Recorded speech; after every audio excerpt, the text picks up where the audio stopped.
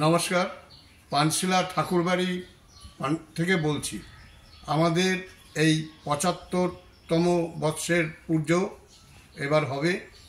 আমাদের পুজোর প্রতিষ্ঠা হয়েছিল ১৯৪৯ সালে।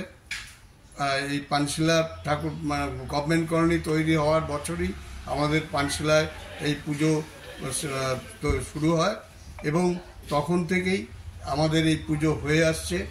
আমরা সমস্ত এলাকার মানুষ মিলে খুব কষ্ট করে তখনকার দিনে সমস্ত মানুষ এক হয়ে আমরা এই পুজো শুরু করি।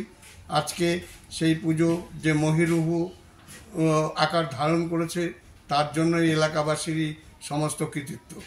আমাদের পুজোয় প্রতিমা যে তৈরি করছেন, যে আমাদের যে থিমের যে প্রতিমা, সেই প্রতিমা তৈরি করছেন সুকান্ত রায়। আর আমাদের যে সাবেকি পুজো মণ্ডপে যে পুজো হবে, দুটো পুজো হবে, একটা ঠাকুর থাকবে, একটা হচ্ছে থিমের পুজো প্যান্ডেলে থাকবে, আরেকটা আমাদের যে প্রতিষ্ঠিত মন্দির সেই মন্দিরে পুজো হবে। সেই প্রতিমা তৈরি করেছে নন্দপাল। আর আমাদের প্যান্ডেল তৈরি করেছে হচ্ছে পার্থ মাইতি। রাজস্থানের একটা মহলকে চিন্তা করে এইটাকে বানানো হয়েছে।